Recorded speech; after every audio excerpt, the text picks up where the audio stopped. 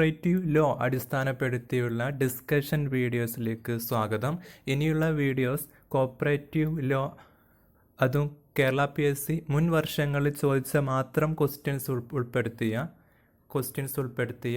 Question സീരീസാണ്, discussion സീരീസാണ്. Channel ഇതുവരെയും subscribe ചെയ്യാത്തവർ channel subscribe ചെയ്ത് മറ്റുള്ള പഠിതാക്കളിലേക്ക് ഷെയർ ചെയ്യുമല്ലോ. ഓരോ ക്വസ്റ്റ്യനും ഡീറ്റെയിൽഡ് ആയിട്ട് അതിൻ്റെ സറൗണ്ടിങ് പോയിൻറ്റ്സും ഓർക്കേണ്ടതുമായ കാര്യങ്ങൾ മാത്രം ഉൾപ്പെടുത്തിയിട്ടാണ് ഈ വീഡിയോ ഡെവലപ്പ് ചെയ്തത്. ലോ ആയതുകൊണ്ടാണ് കുറച്ച് സ്ലോയിൽ പറയുന്നത്, കാര്യങ്ങൾ പെട്ടെന്ന് ഉൾക്കൊള്ളാൻ വേണ്ടിയിട്ട്. മുൻ വർഷം ചോദിച്ചൊരു ക്വസ്റ്റ്യനാണ് Kerala cooperative society act coming to force. പല പ്രാവശ്യം കാണുന്നൊരു ക്വസ്റ്റ്യനും കൂടിയാണ് ഇത്. കേരള കോപ്പറേറ്റീവ് സൊസൈറ്റി ആക്ട് 1969 ഒരു ബാക്ക്ഗ്രൗണ്ട് ഉണ്ട്. ആക്ട് വരുന്നതിന് മുമ്പ് 69 മുമ്പ് കേരള സ്റ്റേറ്റ് രൂപീകരിച്ചിട്ടില്ല. അതിനു മുമ്പ് കേരള സ്റ്റേറ്റ് ആ പരിധിയിൽ വന്നിരുന്ന കോപ്പറേറ്റീവ് ലോസ് എന്ന് പറയുന്നത് ട്രാവൻകൂർ കോപ്പറേറ്റീവ് സൊസൈറ്റി ആക്റ്റും കൊച്ചിൻ കോപ്പറേറ്റീവ് സൊസൈറ്റീസ് ആക്റ്റും മദ്രാസ് കോപ്പറേറ്റീവ് സൊസൈറ്റി ആക്ട് 1932 ഒക്കെ ആയിരുന്നു. അതിനുശേഷം ട്രാവൻകൂർ കൊച്ചി ഇൻ്റഗ്രേഷൻ നടക്കുന്നു. Travancore Kochi cooperative society act 1951 നിലവിൽ വരുന്നു.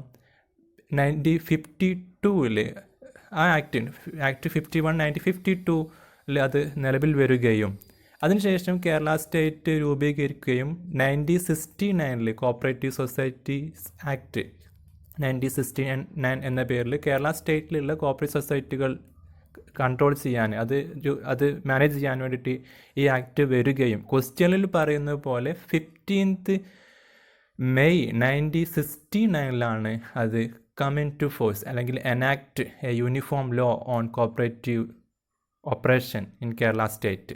ഇവിടെ റൈറ്റ് ആൻസർ എന്ന് പറയുന്നത് 15th May 1969 എന്ന ബി ഓപ്ഷനാണ്. ഇവിടെ കൺഫ്യൂഷൻ ഉണ്ടാക്കുന്ന മറ്റു പോയിന്റുകൾ റൂൾസ് എന്ന് വന്ന് ചോദിക്കാറുണ്ട്. കഴിഞ്ഞ വീഡിയോസ് പറഞ്ഞിരുന്നു KCS rules coming to force July 14th 1969 ആണ്. ആ രണ്ട് ഡേറ്റുകൾ പരസ്പരം കൺഫ്യൂഷൻ ഉള്ളതുകൊണ്ടാണ് ഈ ക്വസ്റ്റ്യൻ സ്ഥിരമായിട്ട് ചോദിക്കുന്നതൊക്കെ. ഇതുമായി റിലേറ്റഡ് ചെയ്ത പോയിന്റുകൾ വീണ്ടും റിപ്പീറ്റ് ചെയ്യുന്നില്ല, ലാസ്റ്റ് ചെയ്ത വീഡിയോസിൽ അത് കൂടുതൽ പറയുന്നുണ്ട്. നെക്സ്റ്റ് ക്വസ്റ്റ്യനിലേക്ക് പോവാം. Circle cooperative union is defined by section days of KCS act. Circle cooperative union എന്നത് കേരളത്തിൽ 2 ടയർ ആണ്. എന്ന് പറഞ്ഞാൽ സ്റ്റേറ്റ് കോപ്പറേറ്റീവ് യൂണിയനും സർക്കിൾ കോപ്പറേറ്റീവ് യൂണിയൻ എന്ന രീതിയിലാണ്. ചില സംസ്ഥാനങ്ങളിൽ 3 ടയർ എന്ന രീതിയിൽ ഡിസ്ട്രിക്ട്സും വരുന്നുണ്ട്. കേരളത്തിൽ അങ്ങനെ സിസ്റ്റം ഇല്ല.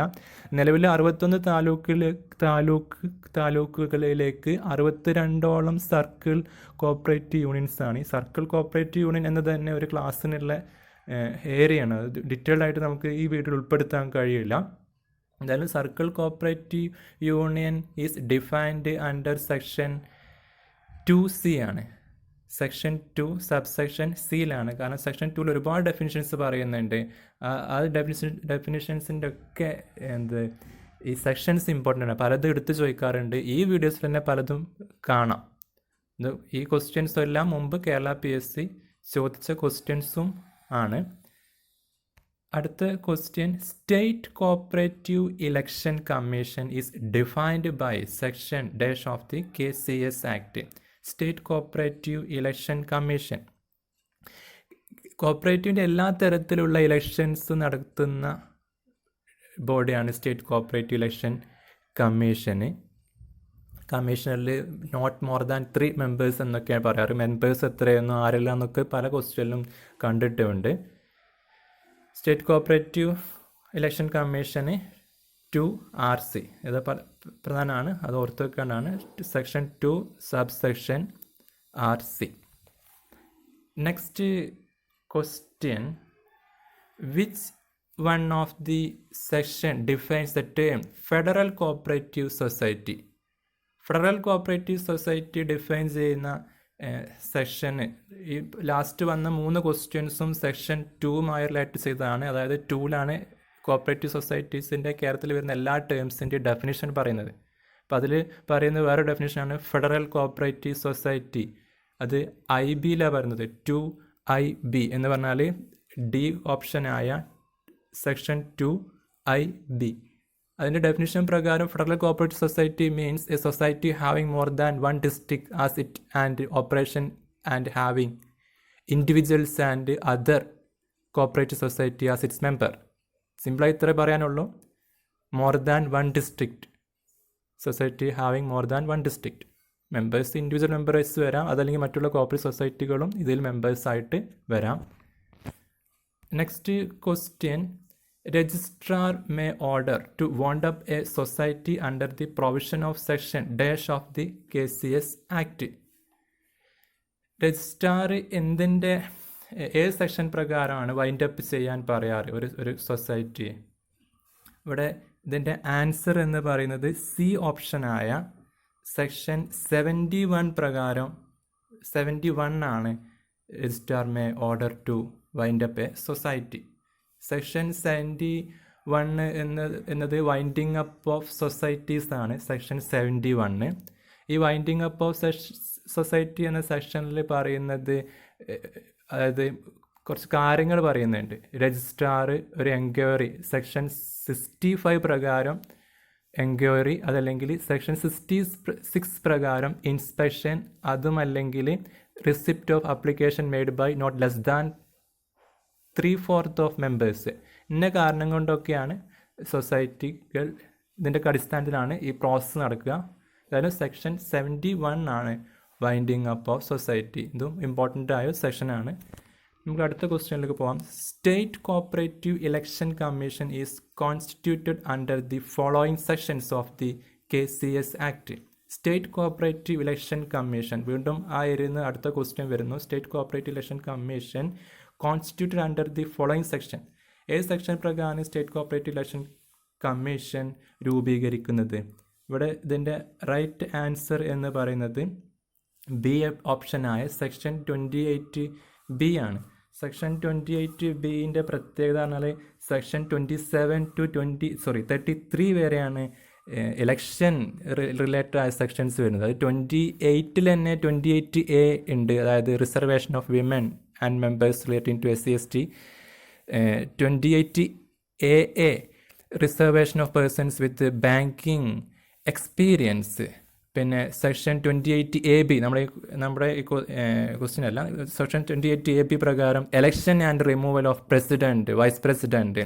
സോ സെക്ഷൻ 28B ഈ ക്വസ്റ്റ്യൻ പ്രകാരം സ്റ്റേറ്റ് കോപ്പറേറ്റീവ് ഇലക്ഷൻ കമ്മീഷൻ. പിന്നെയുണ്ട് 31, 32, 33 സെക്ഷൻസ് ഒക്കെ ഇതുമായി റിലേറ്റഡ് ചെയ്തതാണ്. നമ്മൾ വീഡിയോയിൽ ഉൾപ്പെടുത്തി അത് ലെങ്ത് കൂടും. ഇതും കൂടുതൽ ഡിസ്കസ് ചെയ്യേണ്ട ഒരു ഏരിയ കൂടിയാണ് എലക്ഷൻ എന്ന ഏരിയകളും. നമുക്ക് അടുത്ത ക്വസ്റ്റ്യനിലേക്ക് പോവാം. Rule 63 of the Kerala cooperative society rules describe. Rule 63 എന്തിനെ കുറിച്ചാണ് വിവരിക്കുന്നത് എന്നാണ് ക്വസ്റ്റ്യന്. ഇവിടെ ആദ്യം നമുക്ക് ആൻസർ പറഞ്ഞിട്ട് എന്താന്ന് ഡീറ്റെയിൽഡ് ആയിട്ട് നോക്കാം. ഇവിടെ റൈറ്റ് ആൻസർ എന്ന് പറയുന്നത് maintenance of fluid resource by societies ആണ്. എപ്പോഴും ഇത് വായിച്ച് പോവാറുണ്ടെങ്കിലും എന്താണ് ഈ ഫ്ലൂയിഡ് റിസോഴ്സ് കൊണ്ട് എന്ന് പറഞ്ഞാൽ ലിക്വിഡ് റിസോഴ്സ് കൊണ്ട് ഉദ്ദേശിച്ചത് അതിൻ്റെ മറ്റൊരു മീനിങ് ആട്ടോ ലിക്വിഡ് റിസോഴ്സ്. പക്ഷേ കോപ്പറേറ്റീവ് സെക്ടറിൽ ഫ്ലൂയിഡ് റിസോഴ്സ് എന്ന ടേമാണ് ഉപയോഗിക്കാറ്. ആക്ടിലും ആ ടേം തന്നെയാണ് ഉപയോഗിച്ചത്. ഇപ്പോൾ 63 റൂൾ പ്രകാരം ഫ്ലൂയിഡ് റിസോഴ്സ് ആണ്. അപ്പോൾ എന്താണ് ഫ്ലൂയിഡ് റിസോഴ്സ് എന്ന് നമുക്ക് നോക്കാം. അതിന് മുമ്പ് ഫ്ലൂയിഡ് എന്ന് പറഞ്ഞാൽ ലിക്വിഡായിട്ട് പെട്ടെന്ന് ക്യാഷ് ആക്കാൻ മാറ്റുന്ന റിസോഴ്സുകളാണ് ക്യാഷ് ഇൻ ഹാൻഡ്, അൺക്യാഷ്ഡ് ചെക്ക്, അതുപോലുള്ള കാര്യങ്ങളൊക്കെയാണ് ഫ്ലൂയിഡിൽ വരിക. നമുക്ക് കറക്റ്റ് മീനിങ് എന്താ നോക്കാം. 63 റൂൾ പ്രകാരം ഫ്ലൂയിഡ് റിസോഴ്സ്, അതായത് കേരള കോപ്പറേറ്റീവ് ക്രെഡിറ്റ് ഇൻസ്റ്റിറ്റ്യൂഷൻസ് ഉണ്ടാവും. വീണ്ടും പറയാം, കോപ്പറേറ്റീവ് ക്രെഡിറ്റ് ഇൻസ്റ്റിറ്റ്യൂഷൻസ്. ഇത്തരം ഇൻസ്റ്റിറ്റ്യൂഷൻസ് ബാങ്കിങ് റെഗുലേഷൻ ആക്ട് 1949 പരിധിയിൽ വരാത്ത 1949 ബാങ്കിങ് റെഗുലേഷൻ ആക്ടിൻ്റെ പരിധിയിൽ വരാത്ത കോപ്പറേറ്റീവ് ക്രെഡിറ്റ് ഇൻസ്റ്റിറ്റ്യൂഷൻസ് ആണ് ഫ്ലൂയിഡ് റിസോഴ്സ് മെയിൻറ്റെയിൻ ചെയ്യേണ്ടത്. അവരുടെ ഫിക്സഡ് ഡെപ്പോസിറ്റ് ഡ്യൂ ആവുന്നതിൻ്റെ ബേസിൽ എന്നൊക്കെയാണ് ഒരു കണക്കും കാര്യങ്ങളൊക്കെ ഡീറ്റെയിൽഡ് ആയിട്ട് പറയാനുണ്ട്. അപ്പോൾ ഏറ്റവും ഷോർട്ടായിട്ട് ഇത്രയെല്ലാം ഓർത്തു വെക്കുക. 1949 ആക്ടിൻ്റെ പരിധിയിൽ വരാത്ത കോപ്പറേറ്റീവ് ക്രെഡിറ്റ് ഇൻസ്റ്റിറ്റ്യൂഷൻസ് മെയിൻറ്റെയിൻ ചെയ്യേണ്ട ഫണ്ടാണ് ഫ്ലൂയിഡ് റിസോഴ്സ്. കാരണം ഇവർക്ക് ഒരുപാട് RBIൻ്റെ റെഗുലേഷൻസ് ഉണ്ട്, പല റേഷ്യോയിൽ പല റിസർവ് കീപ്പ് ചെയ്യാനുണ്ട്. പക്ഷെ അതൊന്നും ഇവർക്ക് ബാധകമല്ലാത്തത് കൊണ്ട് അതിനൊരു ബദൽ സംവിധാനമാണ് ഈ സിസ്റ്റം. നമുക്ക് അടുത്ത ക്വസ്റ്റ്യനിലേക്ക് പോകാം. Promotion of cooperative societies employees is described in rule dash of KCS rules. ഇവിടെ ഇതിൻ്റെ ശരിയായ ആൻസർ എന്ന് പറയുന്നത് റൂൾ 185 ആണ്.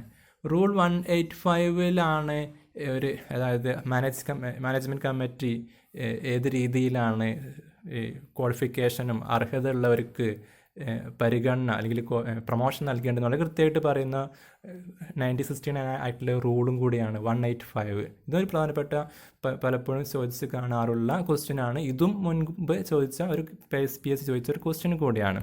Next question, the cooperative development and welfare fund is established under section. ഏത് സെക്ഷൻ പ്രകാരമാണ് cooperative development and welfare fund establish ചെയ്യുന്നതാണ് question. ഇവിടുത്തെ റൈറ്റ് ആൻസർ എന്ന് പറയുന്നത് സി ഓപ്ഷനായ 57A പ്രകാരമാണ്. 57A പ്രകാരം എന്ന് പറയുമ്പോൾ സെക്ഷൻ 57 പഠിച്ചാൽ 57A വളരെ കൃത്യമായി പഠിക്കാൻ പറ്റും. കാരണം ഇൻവെസ്റ്റ്മെൻറ്റ് ഓഫ് ഫണ്ടിനെ കുറിച്ചാണ് സെക്ഷൻ 57 പറയുന്നത്. ഒരു സൊസൈറ്റി അവരുടെ കയ്യിലുള്ള ഫണ്ടുകൾ എവിടെയൊക്കെ എങ്ങനെയൊക്കെ ഇൻവെസ്റ്റ് ചെയ്യാം എന്നതിനെ വിവരിക്കുന്ന സെക്ഷനാണ് സെക്ഷൻ 57. നേരത്തെ മാറിയെന്ന് തോന്നുന്നു. Section 57 investment of fund. സൊസൈറ്റിക്ക് അവരെ ഫണ്ട് എവിടെ ഇൻവെസ്റ്റ് ചെയ്യാം അല്ലെങ്കിൽ ഡെപ്പോസിറ്റ് ചെയ്യാം, എവിടെയൊക്കെ? ഒന്നില്ലെങ്കിൽ ഗവൺമെൻറ് സേവിങ് ബാങ്ക്സിൽ ഡെപ്പോസിറ്റ് ചെയ്യാം, ഇൻവെസ്റ്റ് ചെയ്യാം. അതല്ലെങ്കിൽ സെക്യൂരിറ്റീസ്, എല്ലായിടത്തും പറ്റില്ല. 8082 ഇന്ത്യൻ ട്രസ്റ്റ് ആക്ട് പ്രകാരം പറയുന്ന കുറച്ച് സെക്യൂരിറ്റീസിന് അതിൽ ഡെപ്പോസിറ്റ് ചെയ്യാം, ഇൻവെസ്റ്റ് ചെയ്യാം. അല്ലെങ്കിൽ ഇൻ ഷെയർസ് ഓർ സെക്യൂരിറ്റീസ്, അതും തന്നെ രജിസ്ട്രാർ അവരെ അതിൻ്റെ ഒരു കുറച്ച് കണക്കും കാര്യങ്ങളുണ്ട് അത് പ്രകാരം. അല്ലെങ്കിൽ in any bank approved by registrar, അല്ലെങ്കിൽ മറ്റുള്ള എന്തെങ്കിലും രീതിയിൽ ഇൻ അതർ പ്രിസ്ക്രൈബ്ഡ് മാനർ എന്നാണ് പറയുന്നത്. അപ്പോൾ ഈ 57 ഇൻവെസ്റ്റ്മെൻറ്റ് ഓഫ് ഫണ്ട് ഇത്രയും സ്ഥലത്തൊക്കെ ഇൻവെസ്റ്റ് ചെയ്യാം. അപ്പോൾ അതിൻ്റെ അടുത്ത സെക്ഷനാണ്, അതിൻ്റെ അടുത്ത സ്റ്റെപ്പാണ് 57A, the cooperative development welfare fund. ഈ ഫണ്ട് എങ്ങനെയൊക്കെ ഡീറ്റെയിൽഡ് ആയിട്ട് പറയേണ്ടതുണ്ട്. ചുരുങ്ങി ഇത്ര മനസ്സിലാക്കി വെക്കുക. 57A എന്ന് പറഞ്ഞാൽ കോപ്പറേറ്റീവ് ഡെവലപ്മെൻറ്റ് വെൽഫെയർ ഫണ്ട് എന്നതാണ്. കൂടുതൽ ക്വസ്റ്റ്യൻസ് കോപ്പറേറ്റീവ് ലോ ചെറിയ ഏരിയയാണ്, പക്ഷേ പലപ്പോഴും കൺഫ്യൂഷൻ ഉണ്ടാക്കുന്ന ഏരിയയാണ്. കുറച്ച് കാര്യങ്ങൾ കുറച്ച് ട്രിക്കായിട്ട് കോഡൊക്കെ ആയി പഠിച്ചാൽ ഫുൾ മാർക്ക് സ്കോർ ചെയ്യാൻ പറ്റുന്ന ഏരിയ കൂടിയാണ്. അതുകൊണ്ട് തന്നെ ലോ ഏരിയ ഉൾപ്പെടുത്തിയുള്ള സീരീസ് ആയിരിക്കും ഇനിയുള്ള വീഡിയോസ്. അത് തന്നെ മുൻകാലങ്ങളിൽ PSC ചോദിച്ച ക്വസ്റ്റ്യൻസ് മാത്രം ഉൾപ്പെടുത്തിയതാണ്. Thanks for watching.